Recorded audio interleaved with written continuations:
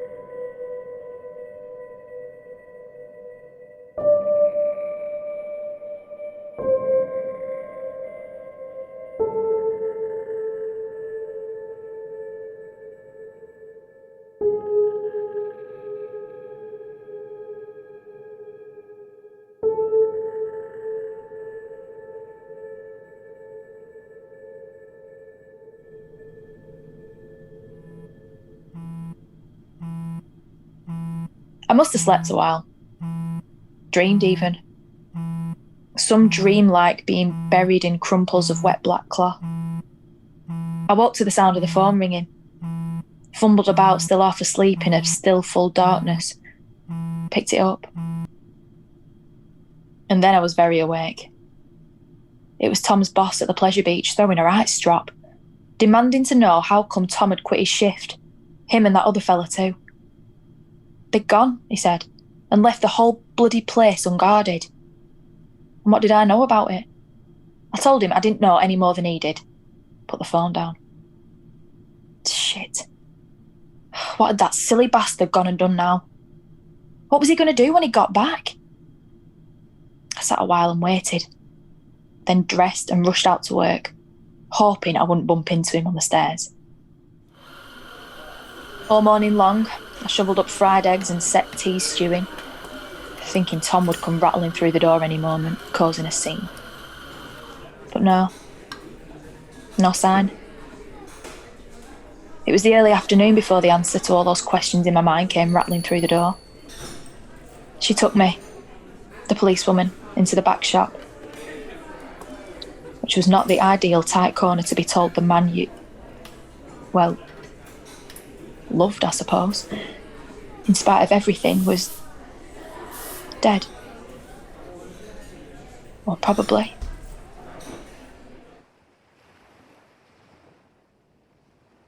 It wasn't like him at all. Some dramatic gesture out of an old film, the kind of film you'd never catch Tom taking seriously. Clothes folded there on the beach, edge of the water, like he'd stepped clean out of them into the Irish Sea. Suicide? Tom? They asked me about his mental state. And what could I say? They'd already talked to the Chinese couple at the Toledo, and it turned out John had given them a statement. Well, as you see from the face, he wasn't very happy with me. Why? The honest truth is, well, must I? Of course, Constable. Yeah. His girlfriend. Fiancée, I believe. She and I, you understand? It's not criminal, is it? He had a history of, well, the very first time I met her, he just punched her in the mouth. I'm not much of a catch, I'll confess, but I'm a better man than that. Is it any wonder well, again, it's not a crime. Though obviously, he wasn't happy about it. What did I do? While he was pounding me into the floor, you mean? I don't recall doing anything much other than hurting. It was fairly psychotic sort of rage when it was done. The best I could do was drag myself upstairs, grope around for an elastoplast and an aspirin, and yeah, that's correct. I do own the place. Owning property isn't a crime either, is it? Now, I do like to lead a quiet life, and I think I got away with it until last night. And then there was this whole question of the other guy, Bob. Bob that Tom complained about every time they were on shift together. That came up. Stories from the line manager about skirmishes between them. A couple of them ugly and physical. Now Bob had disappeared too. And not even clothes were left behind. Between the lines, it was like the cops thought he'd got drunk, had pushed too far with Tom, and something ugly had happened. He'd faked Tom's suicide and done a disappearing act himself. Where then was Tom? His body, at least. The more you thought about it, the more your own skull sunk under the dark waves of confusion.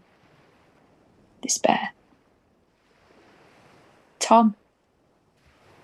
Tom, you stupid, bloody-minded, beautiful, short-tempered, sweet, sentimental, thick-fisted, thuggish, gentle-hearted, idiot husband-to-be. What the fuck did you go and walk into? What deep water of one kind or another?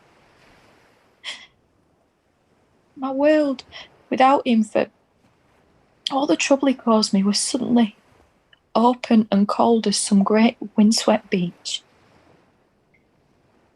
The tide far out, and nowhere I got lost. Night falling all around me. Thank God, then, for John. He left me all alone for a couple of days, until one wet afternoon when, the week I'd taken off work, I wandered back to that spot, just north of the South Pier, where Tom's clothes had been found.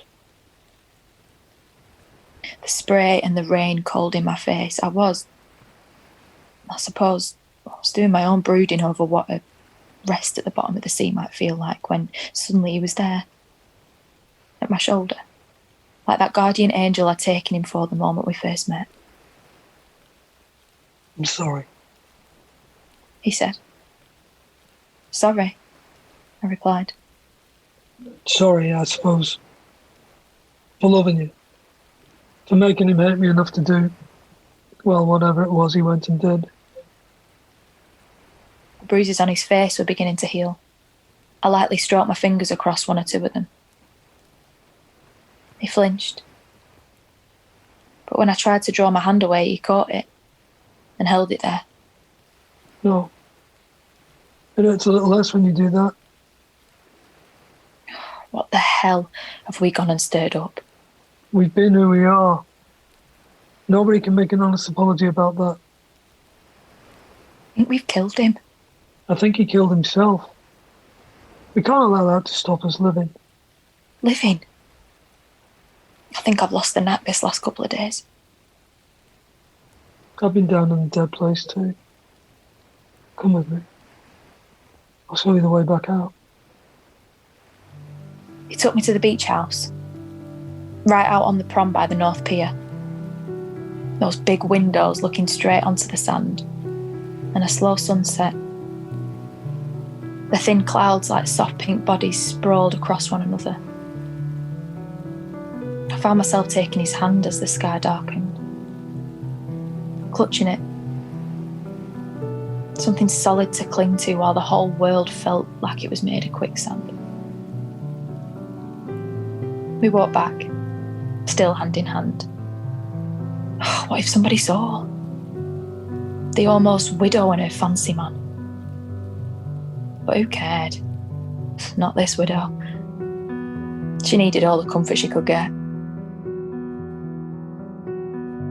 It was inevitable when we got back that we would go to my bedsit, mine and Tom's, though of course Tom was not there to meet us. And inevitable we would wrap ourselves closer still the moment that door was closed. That we'd strip off one another's clothes, lie in that bed, make love surrounded by the left behind scraps of Tom's life. Love? Maybe it was rougher than that. Maybe I bit into him, urged him to come at me harder because numb is another word for not hurting. And that was us. For most of the rest of my week off for mourning. Oh, and there was more than the fucking... One night he got some quality fish and chips and a couple of bottles of white wine and We ate it in the grand dining room of the old hotel, concealed behind those locked folding doors. He dressed up, and I dressed up, and we lit a couple of candles, and there, with the paintings of courting seniors and senoritas on the wall and a sea of empty tables and chairs all around us, we felt like the last people on an evacuated planet, which, right there and then, was maybe the way I wanted to feel. He put on some music, some old-fashioned sort of music, Last Waltz in Vienna sort of stuff, and we danced. And we were like ghosts, two lusty ghosts in that secret old place. Afterwards, he led me up to bed. And as usual, it was my bed, which I was still struggling to forget was Tom's bed too. I kept waiting for that moment he'd invite me to his flat up above.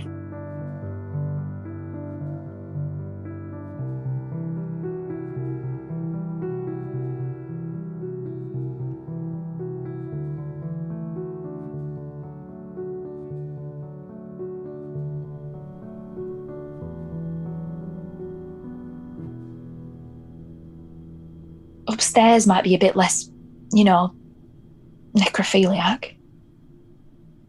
Stairs? Your place. As opposed to what was very nearly the marital bed down here. My place? I bet the fella that owns this place has a better flat than this shoebox. Yeah? There? Only one door up there. I bet you've got one of those grand suites from the old days. Not one of these chopped up little bedsits down here. It's not as grand as you might think. Show me. Not tonight. When? There's so much you don't know about me. Yeah, I noticed. Nobody's ever known anything about me. I've made a point of that. No one? Not a soul. Oh! John?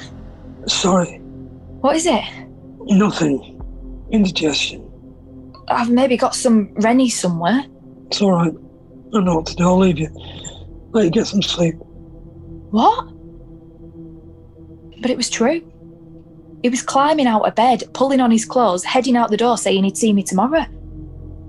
I watched him go, then, when the door closed, I found myself leaping up, pulling on some clothes of my own and hurrying out after him. He was already on the top floor, unlocking his door. I rushed up after him, reached the landing just as he was stepping through. I threw myself at the door, pushing it open, pushing him aside and stumbling into... It wasn't what I expected. A great, long, broad room. A converted attic, I suppose, from the exposed beams overhead. It seemed to run much the length of the building, and once, I suppose, made a classy sort of penthouse for the Toledo's wealthier guests. What with its line of French windows and little balconies beyond, all looking out onto the prom and the sea beyond. It could have been downright bloody palatial, but... Oh, John! What were you expecting? Bluebeard's playroom, Dracula's crypt, dead bodies hanging from rafters, an axe on a block with blood and hair clinging. It wasn't like that at all. He hadn't put on the light yet, so it was just the glow from the streetlights on the prom, and the light of the moon and the reflection of its gleam off the sea, which together lit the place just enough to let me see how empty it was. Empty of decoration, empty of comfort. A great expanse of bare floorboards, dusty, dirty looking, mould climbing the walls, and the only furniture, a narrow, sagging mattress on the floor, a few disordered sheets and a single slipless pillow on top of it. Nearby, a little pile of tatty-looking paperbacks like you'd buy out the bin at Cancer Research, and a can of baked beans with the end of a spoon sticking out of it. You live here? Like this? Suppose I do. Why? Why? You own this place. Taking rent from the rest of us and live up here like... Like... Look at it, John. It's one step away from sharing a park bench with that old wino that was raving outside the cafe last week. One step, maybe less than that. What kind of life is this? Or maybe it's not life at all. Maybe I wasn't alive until you stumbled into me. Maybe I've been sitting and sleeping and pacing up here, and I've been deader than the dust in the air.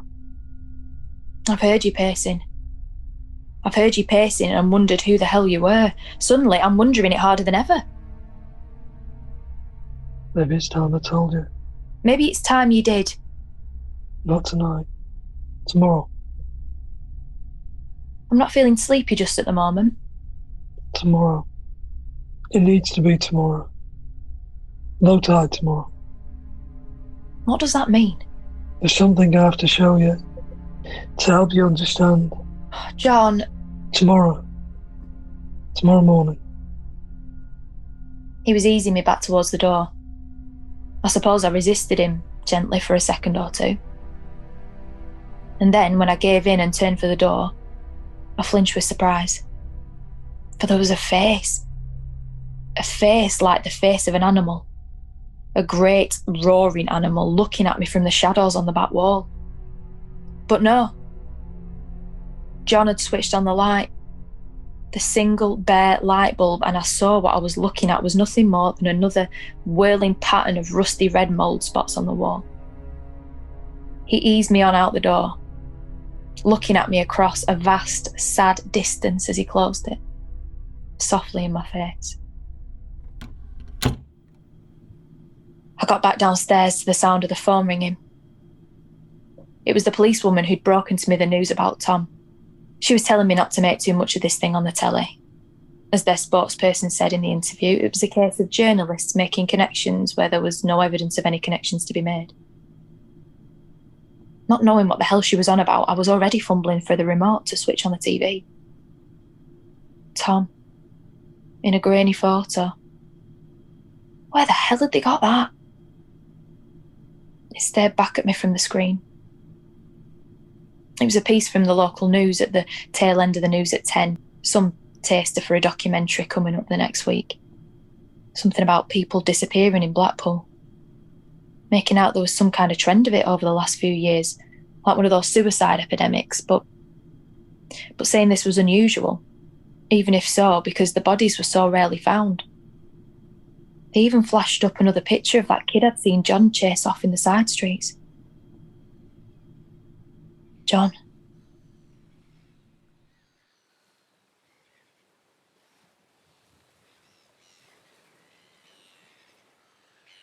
I was still awake at dawn. I got up, dressed, wandered out onto the prom for some fresh air. It was fresh enough, blowing hard in my face, great hillocks of clouds gathering above the receding tide. I watched her from my window. My first thought was that she was running, escaping. I'd let her walk away the night before with one hint too many, and now she... But no. She simply crossed the road and the tram tracks, walked up into the prom, stood at the rail, looked out to the sea, stayed there a long time. Was I willing her to turn and run, to flee from me? And if I wished it, did I wish it for her sake? Or simply, selflessly, wish to be free myself, free to make the latest of my many swift, lonely flights into the far distance? No, Jack. What was said to happen had to happen. Storm. What? I looked around. From a bench behind me, a crumpled little figure was rising from the wrap of tattered newspapers. It was that old woman. The wino. The one who's always roaming about, raving all kinds of gobbledygook. But not this morning. This morning, wrinkled hands rubbing sleep out of her small pinkish eyes, she seemed almost calm. The calm of a stone battered about all night by the waves and now left on the shingle, grey and plain, as the tide went out. Storm's coming. own good time. Here by night, lashing the prom, rattle the illuminations, sleep on a bench, and the whole heaven comes splashing down around you. They think you all think, don't you, I'm this loony talking nonsense. Isn't nonsense. I'm just someone lay down to hide from the horrors one day, and the whole of the heavens fell down on my poor head. Our Father who art... And when I found my way here, horror was all I could see. Can't you see it, love? Them that can't be seen no more, can't you hear them? Hear them whisper, tell their tale. A tale of the way they went and the things what took them. So many this last long while. Young fella, just the other night, going into the pleasure beach, I could see the shadow stealing over him. What? I sat on the bench alongside her, took her arm gently, turning her to look me in the face. The breath between her crooked yellow dentures smelled like a spillage on the floor of a chemical factory. But the face behind those sags and wrinkles was the face of an ancient child. Shockingly innocent. You know who I'm talking about. You know it's not just me talking nonsense, because everyone says it's nonsense. Because no one's seen the things I've seen. What things? Tell me. I believe you, please. What have you seen? Seen? I seen a shadow walking about, solid and cold as the sea. A plague on the world came down to a coat and a face, and a kiss. A kiss? A kiss, like a slice through the skin of the world, and the careless step slipping through. Watch your feet, girl. Open your eye. Open your eye and see. Sorry? See? Your eye. The black of your eye shining there. Shadow. See? See? What? The tram's coming. Our tram. John! I'd stepped into view just behind her, even as, a tram started to come our way along the track. The old woman leapt from her seat, sending tatters and newspaper fluttering into the air, grabbing up her yellow plastic handbag, skittering her loose slippers away across the puddled concrete. I see what I see, and don't you see what you see? And you can see it all, and still fall in the shadow. It's a fallen world, frankly, no saving it. It's all you. I love it here. Love using it. But you can't stop the tide turning. Or the storm coming. Watch out. We have to catch this tram. We do? If I'm to show you what I have to show you, and I have to show you it. He caught my arm, a little roughly, I thought, and steered me through the opening door of the tram. I don't like being manhandled, I told him as he sat down alongside me. I've taken enough of that shit for one lifetime. I'm sure. And what does that mean? With all due respect to your late, lamented fiancé, I don't doubt you're better off being spared the rougher side of his affections. The rough side didn't start there. Not for me. Tom can't take all the blame. We're going all the way to Cleverley's, if you want to talk about it. Cleverley's? Why there? It's easier just to get there and let me show you. More mystery, huh? Mystery? Lovers are always a mystery to one another. And love the hope of solving it. I'll set you free of my mystery if you'll set me free of yours. There's no mystery to me. Would I be here with you if there wasn't?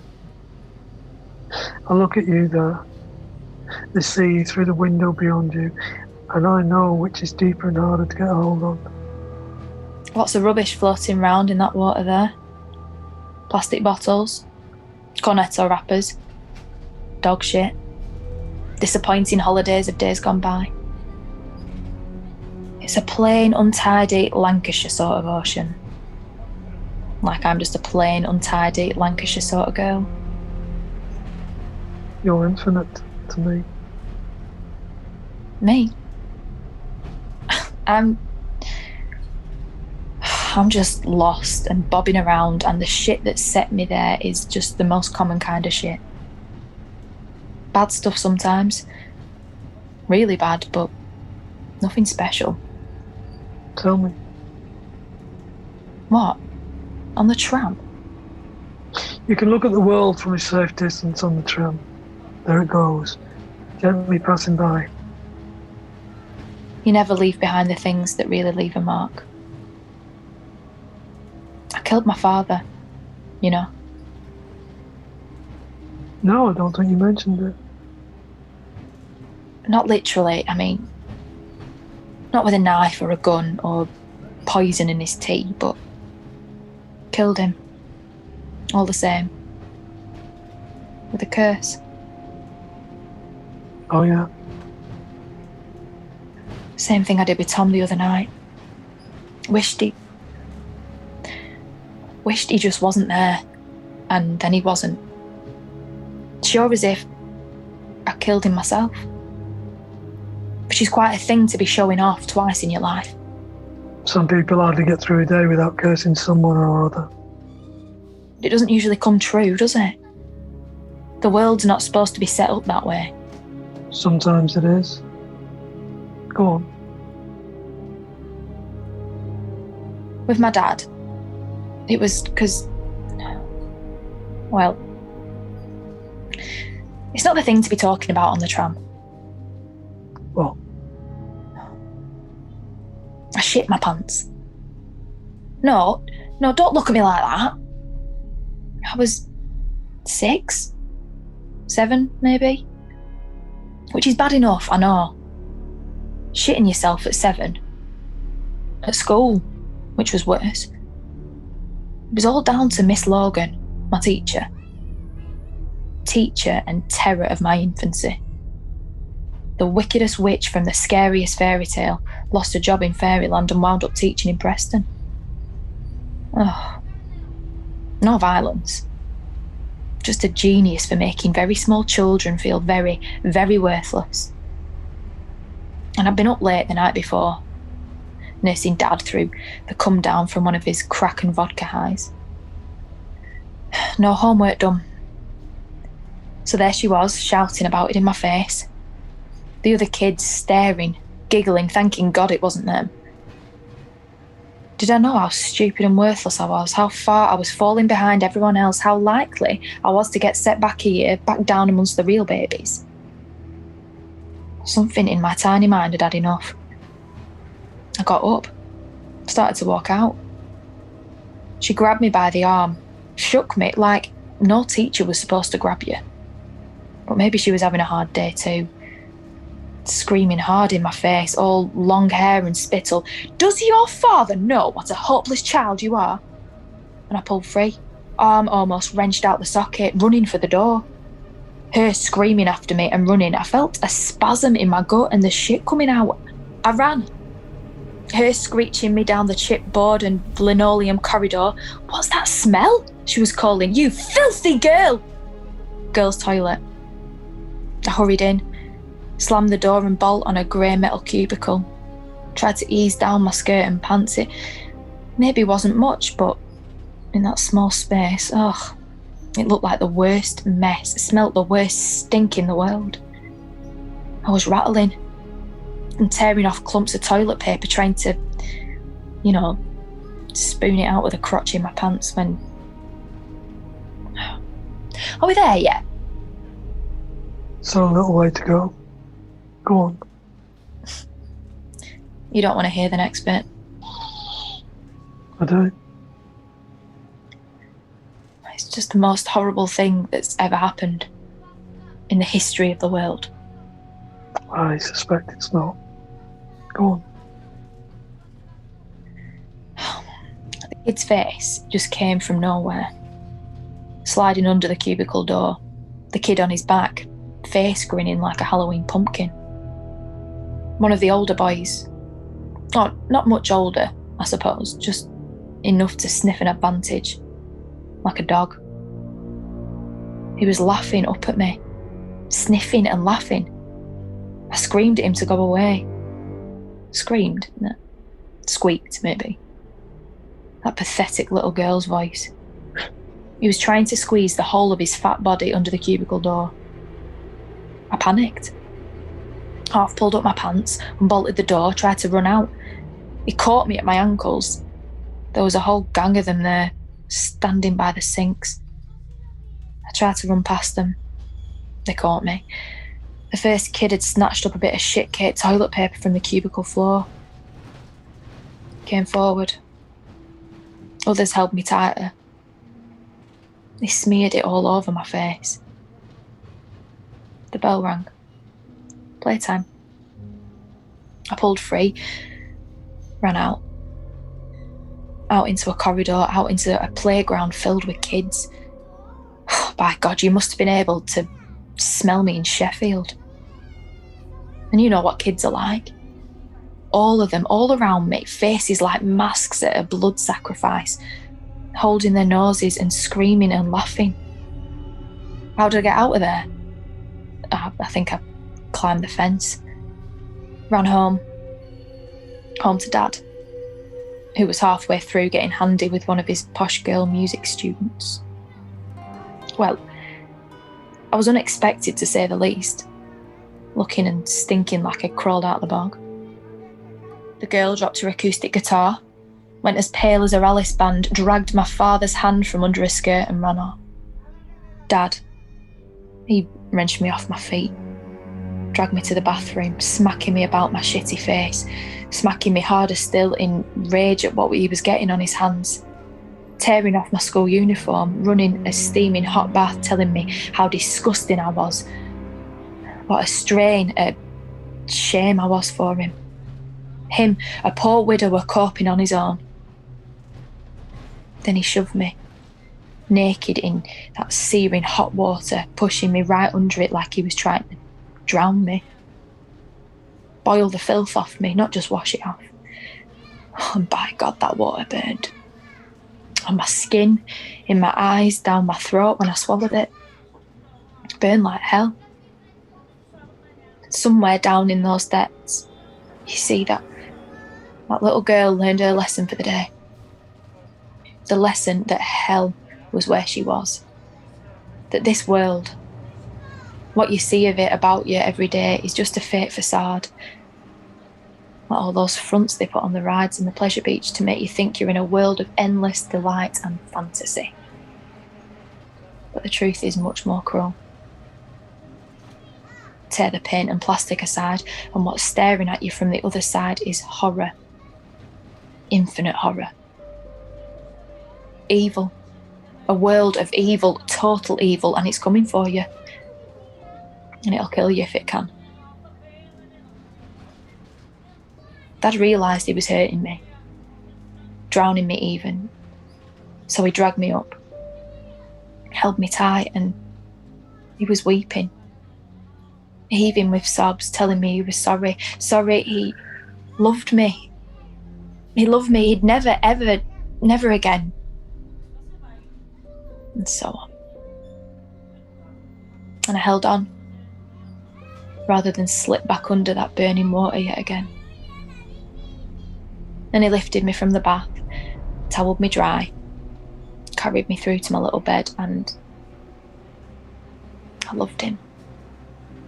Oh, God help me, I loved him. And even so, in my secret heart, I wished he'd died for what he'd done to me. Him and all the others. Miss Logan and all those not-so-innocent children. In this hell we all shared, I prayed they'd all burn hotter than I had. It was only, so far as I knew, Dad who died from that curse. Just a couple of months later. Trivial accident. Sort you get when you're stoned and drunk. And I loved him. And I've been terrified of the world ever since. And I've clung for shelter where I could and put up with a slap or two for the sake of survival, because a slap is bad, but there's worse things than that.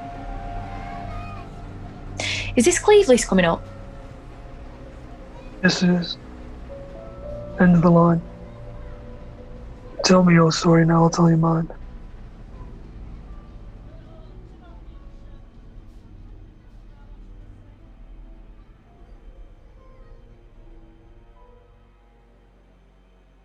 He held my hand tight as we got off the tram and walked the streets of Cleveley's, with its small shops and genteel cafes, trying so hard not to show any of the razzmatazz of Blackpool down the road.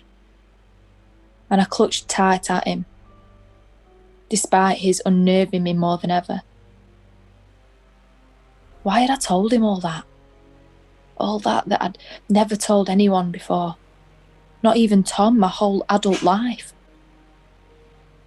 Even those who were there that day, who ruined my life forevermore, never knew the whole story.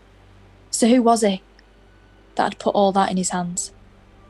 Did I think maybe he was as damaged as me?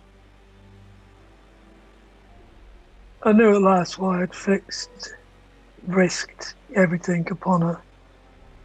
If dogs can sniff cancers or drugs as sure as they can sniff one another's arses, I dare say one darkened heart that's known, up close, the sheer horror of the world, can sense another just as lonely. The vast majority of one's fellow souls making a point of being blind and blank to any such thing. I let it. We descended to the shingle where it sloped to the vast stretch of naked sand left by the low tide.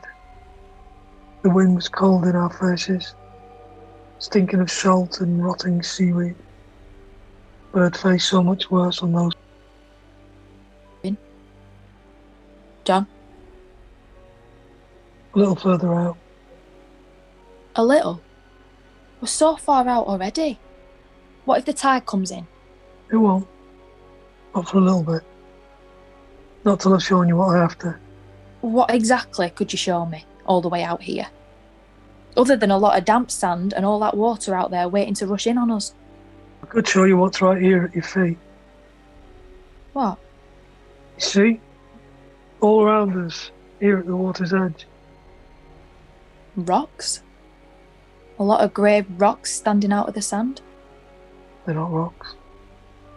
Look closer. Feel with your boots. All wrinkly. Wood, is it?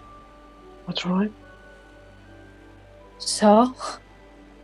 A lot of driftwood half buried in the sand. It's not driftwood. Well, what is it? It's a forest. A what? The remains of a forest. Petrified forest from centuries when the sea was much further out. The high tide line right about there. And look, here. Another paralysed tree? No, here. Look. Let me scrape a little sand aside. What is it? It's the kind of thing that gets found a lot out here by the intrepid. It's the top of a gable A what? of a house, buried deep down there. A house? Yeah. There was a whole village here. Haven't you heard the story? I think I heard something. Something or other once. Story's true. Village, well, small settlement anyway, 500 years ago it was. Settlement of those putting themselves at the sheerest edge of a land they found steeped in sin. A sect led in a sectarian century by the usual charismatic leader, some pious visionary who didn't even leave a name to history. He had a notion he had seen, or almost seen, God himself in the wild dance of wind and waves and clouds out there. Among the little group he'd gathered was his own brother and the brother's wife. The story goes that this poor fanatic, half mad with celibacy, coveted the brother's wife. She looked, well, If you could only see how you look. This Atlantic wind whipping that hair about your pale face, dark eyes, all that grey, nothingness just beyond the somethingness of you.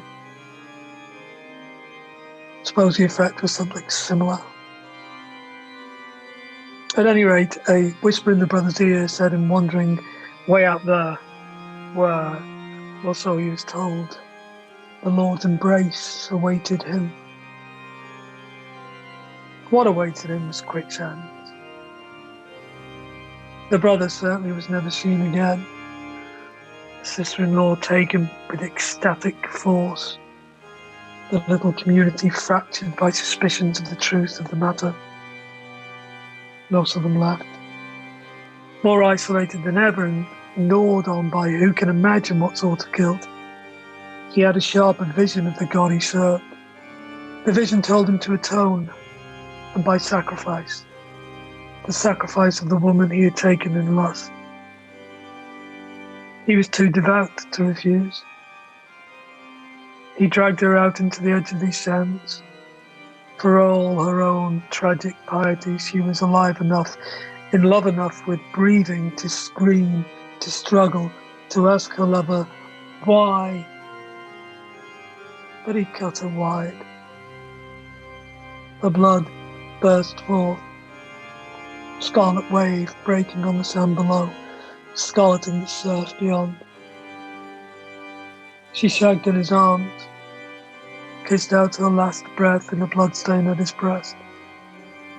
He tore her heart free, held it high for their shared God to see, and that God gathered in a sudden storm. Talking of storms, shouldn't we be getting back? That tide looks like it's turning. Wait, listen.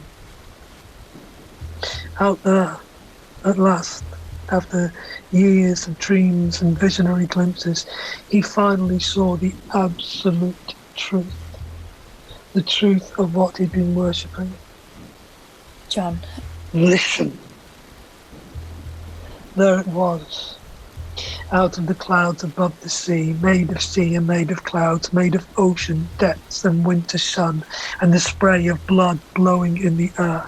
A God that galloped forth and filled the world and laughed in his face with the screech of a beast.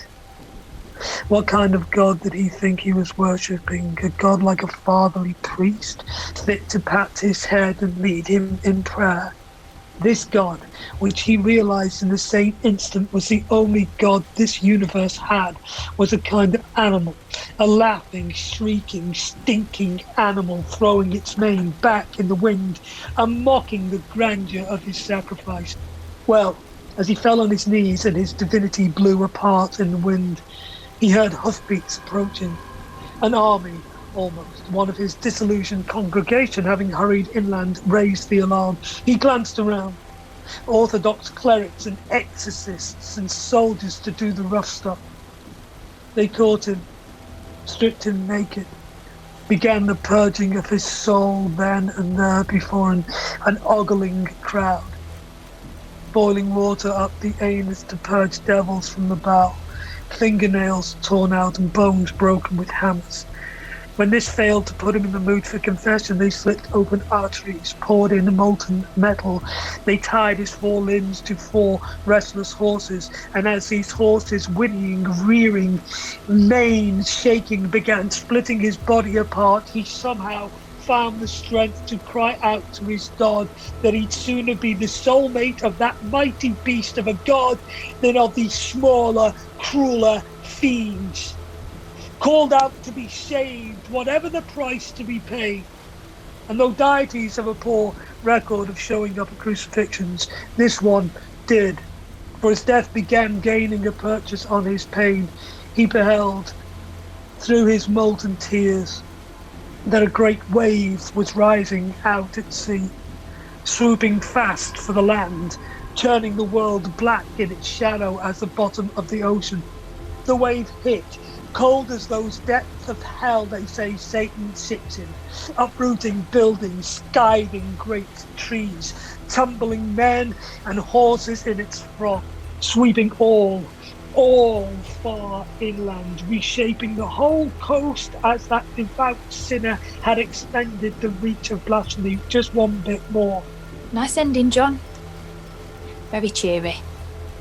Well, let's be getting back. That's not the end. No? Really? What comes next? A tap dance? Listen! John, the tide. That. Nothing. Nothing compared to the wave that swept inland that day.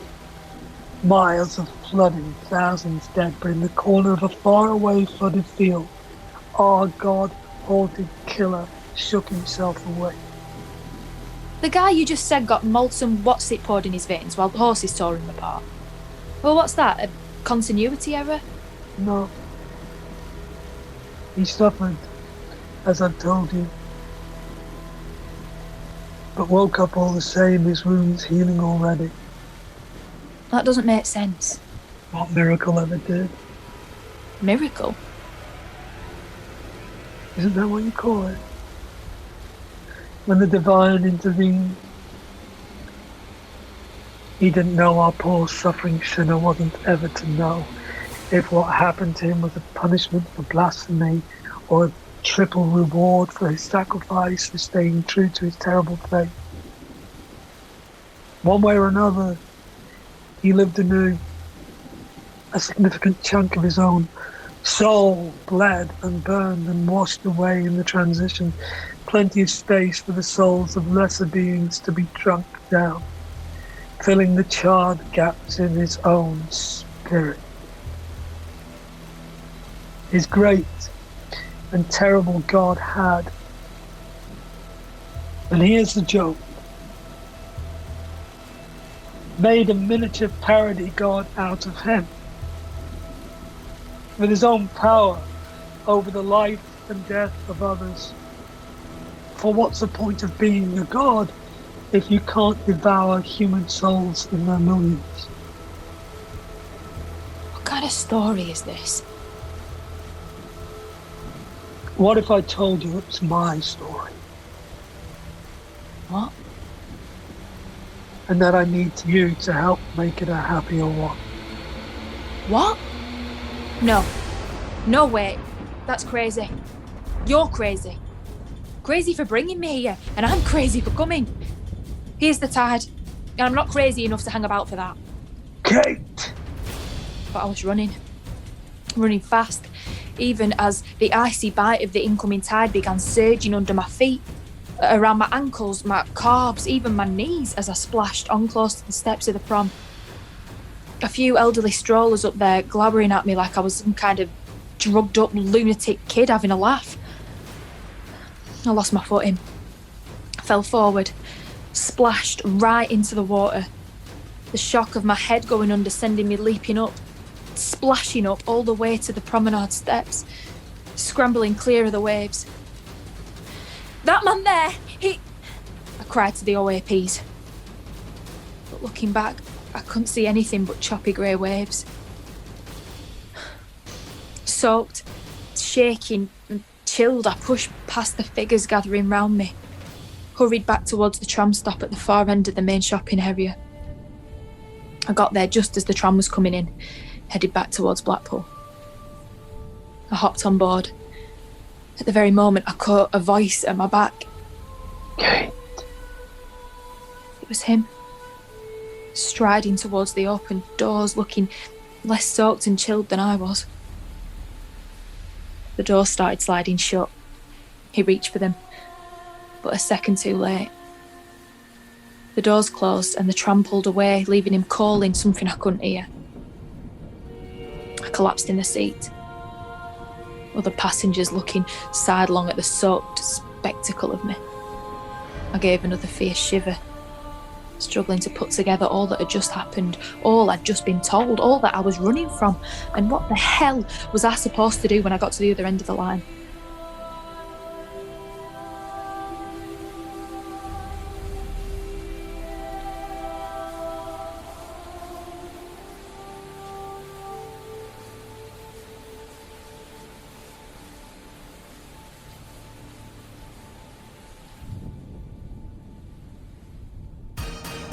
You've been listening to Kisses in the Dark, a podplay series from MancMade Productions and Listening Dog Media. With performances from Kyle Rowe, Pamela Mayoss, Stephen Gidwaney, Patrick Price and Ryan Clayton. Also starring Rhiannon Clements and Con O'Neill. Written by Marty Ross.